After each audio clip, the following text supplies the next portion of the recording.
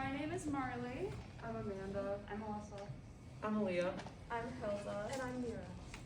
Alright, so for starters, by a show of hands, how many of you have a Netflix account here? Okay, so majority of you. That is because Netflix is actually one of the most popular entertainment platforms in the world. They are pioneering the way for online streaming services. This company was founded in 1997 by two entrepreneurs out of California, Mark Randolph and Reed Hastings. The company actually started as a DVD rental company. I don't know if any of you guys remember this era of Netflix, but it lasted for about a decade of the company's life. I attached a little picture of what they used to come in, if you guys remember seeing those in your mail. At this time, you could rent up to 3 DVDs at a time, but you had to patiently wait for them to arrive in your mail. Netflix's biggest competitor was Blockbuster, so to change paths and try to make themselves unique, they switched from a pay-to-use service to their membership service that they have now. Once Netflix started realizing that DVDs were getting less and less popular, they had to switch their tracks yet again to stay in business. This is when we saw Netflix be what it is today. You have the TV streaming services that came out in 2006. In 2006, you could still rent DVDs. This was not very popular for their customers to use anymore, so in a couple years, they just phased that feature out entirely. Now, Netflix is accessible to be streamed on various different platforms, including your iPhone, tablet, computer, etc. They're accessible in 190 different countries, and they have 150 million members, just like all of us, generating annual revenues of over $26 billion. So the reason that Netflix has such a good history with high popularity and success is because of several environmental factors, including competitive, economic, technological, and sociocultural, and they all impact their marketing strategy today. So in terms of competitive factors, they're the largest streaming platform, as Marley said. They have Netflix originals, they focus on innovation, and they have a pricing strategy for different consumer classes. And their top competitor is Amazon Prime, just because they offer all of the different films and videos and movies and whatnot, along with music and the Amazon store, obviously. And then following that, there's Hulu, YouTube, and Disney+. And then for economic factors, high versus low employment levels are mainly what impact this. So high employment levels and high economic activity lead to more spending on leisure activities like a Netflix account or subscription rather. And low employment levels and low economic activity lead to low spending, where people tend to cut their unnecessary costs.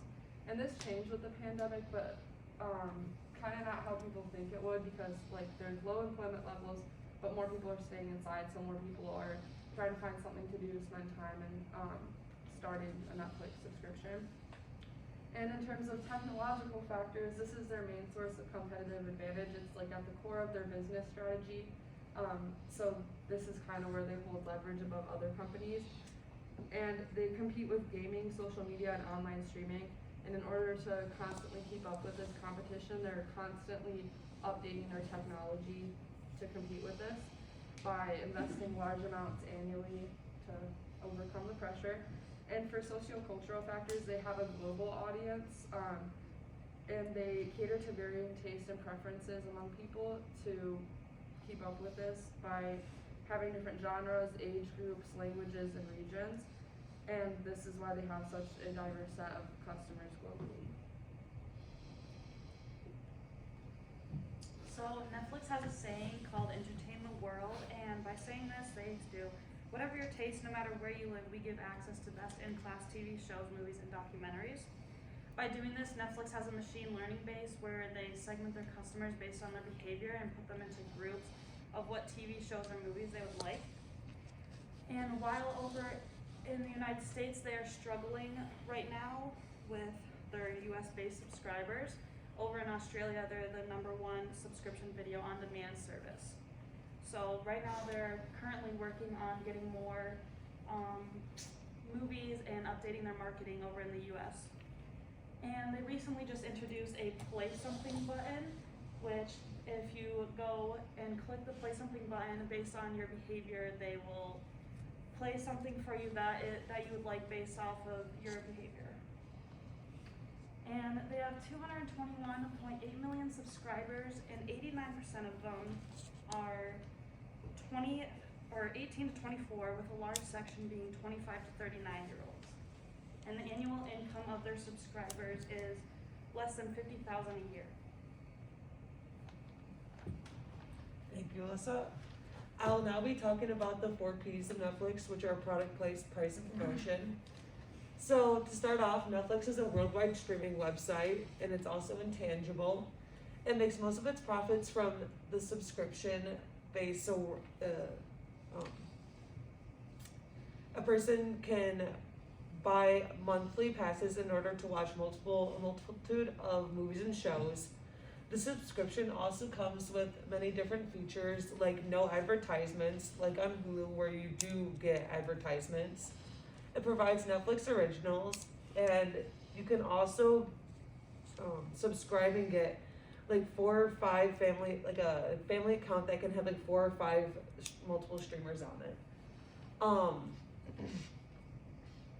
It also offers movies to any age group. For example, if you have a younger child in your family, you're able to go to settings and create a whole page based off only younger age viewers. Place. Netflix uses e-commerce based off its subscription abilities, and it makes it more portable and accessible.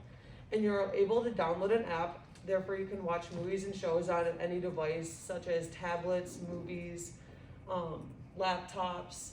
And just recently, there's about 31% that is watched on desktop display rather than mobile phones. It also comes with the opportunity to download entertainment with no Wi-Fi. So if you want to watch a show or a movie and you have no access to Wi-Fi, you're able to download that and go back and watch that. It has changed from a brick and mortar site to an all online, therefore making it more accessible. Price. Netflix's major money makers are through DVD rentals and membership fees, which is the subscription fees. But throughout the years, in 2011, it was around 11 million DVD subscribers, and that has gone down to 3 million subscribers in 2018. So at this moment, the membership fees is probably like the main source of the way that Netflix is making its income. And there's 3 different types of membership fees, as you can see, which are basic, standard, and premium. They all offer different features, and the more expensive you get, the more things you can get with it. Promotion. Netflix is found on multiple different social media accounts, the most famous being Instagram, Twitter, TikTok, Facebook, and YouTube.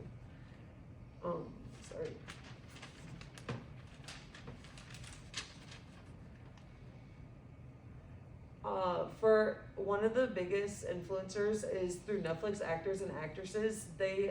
As they become part of the Netflix, as they become a bigger part into the movies and series, they promote their movies and shows on social media accounts, therefore getting more they're influencers for Netflix, allowing more of the younger age to watch their shows. We also have our own personal accounts, so say I post on Snapchat or Instagram, others can go see that, and if they're subscribed to Netflix, they can also go watch those movies. Netflix also has its own social media accounts, like on TikTok, Instagram, where it posts out when new upcoming shows or movies will be coming out. And just through being a loyal customer, movies and shows are being spread through the word of mouth. Just like I said before, if you're interested in a movie or show on Netflix, you spread that to others. Therefore, people are more likely to go subscribe to Netflix to watch those shows or movies. Thank you, Leah. I will be doing the SWOT analysis for Netflix. The SWOT analysis is a crucial process for the marketing company. It allows them to figure out what their strengths, weaknesses, opportunities, and threats are moving forward in the company. Major strengths that Netflix has is their customer loyalty. Since Netflix had the first mover advantage on a streaming site, they have longer memberships that have been around, so their customers have been with them through all their transformations and their progress. So they have a very strong customer loyalty. Second is the brand identity. As you can see from earlier slides, we had the original Netflix logo, which was white with the black border. They have now changed it to just the plain N or Netflix in all red. They did this because they believe that their brand stands out with just that. You see it and you know right when it comes up that that's Netflix. That is very powerful because they don't have to market as much. They believe that it is simple yet powerful from their website. Lastly, their reach. Netflix has, from what you see on this chart, the second most movies and the second most shows versus Amazon Prime. But Amazon Prime, they are not all included free. So therefore, they have the most content that is free with their subscription. And with having that much content, they reach a wide variety of ages, such as kids to later adults. Weaknesses. Growing competition has strongly impacted the growth of Netflix. As you can see on this chart, Netflix only has 31% popularity versus other companies, which still is the largest portion. But if you take into account that Hulu and Disney Plus are now owned together, that chunk is getting close to Netflix. So therefore, that is a big weakness that they are facing because the liquidation of the streaming services have impacted what content they can share. And now they also face weaknesses in lack of customer care executives. Contacting customer service for Netflix is not their strong suit. They lack in PR communicators between customers and corporate. And lastly, they are strongly dependent on their North American customers. This is because they started out in the US and most of their movies are still in English. They are trying to transform and being a more global company, but with that comes other issues. Opportunity. Now they are starting to increase research and creating more global products. For instance, how many people have seen Squid Games? Okay, decent amount. They said 1 in 4 Americans have seen the movie Squid Games. Now when you watch Squid Games, did you watch it? Raise your hand if you watched it in English. Okay, now raise your hands if you watched it in the original language. Okay, so for instance, Netflix is obviously working to try to grow language growth and opportunities for other people to see certain products.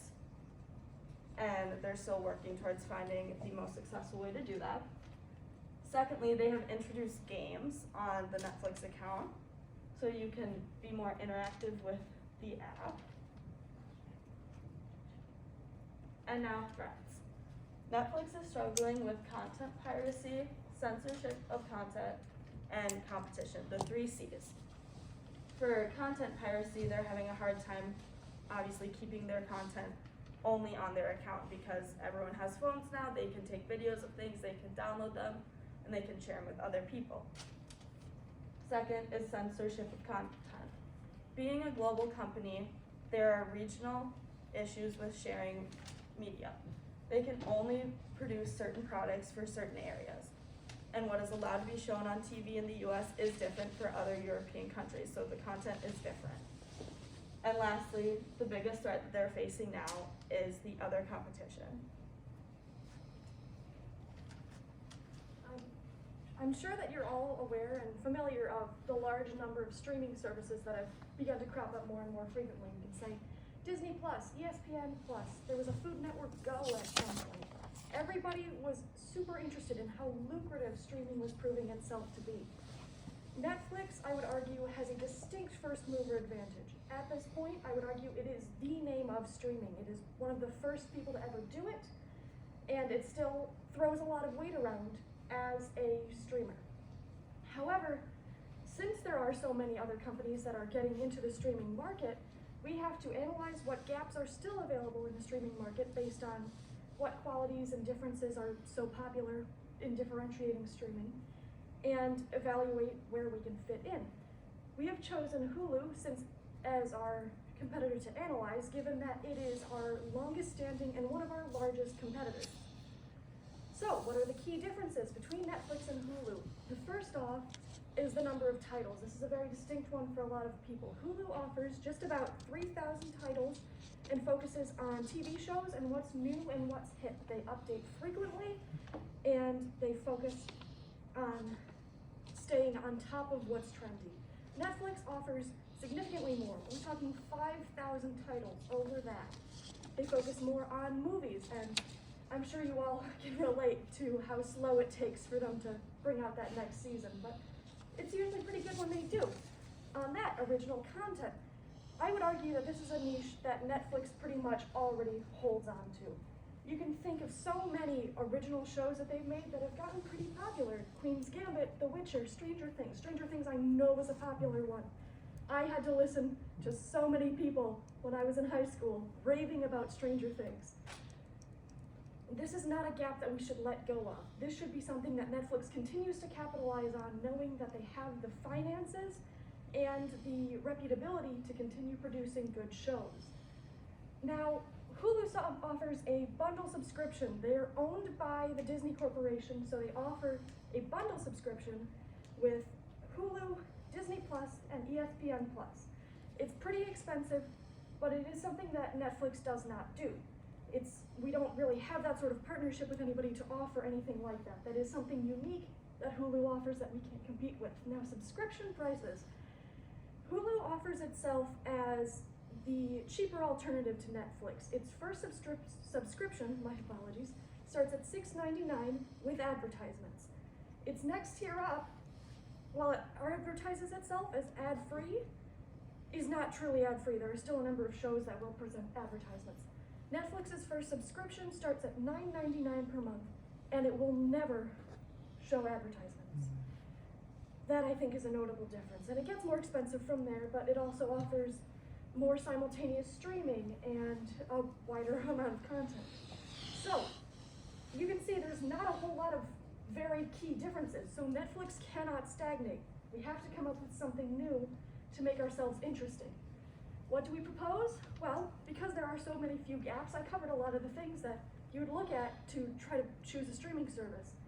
I covered price, I covered what they offer.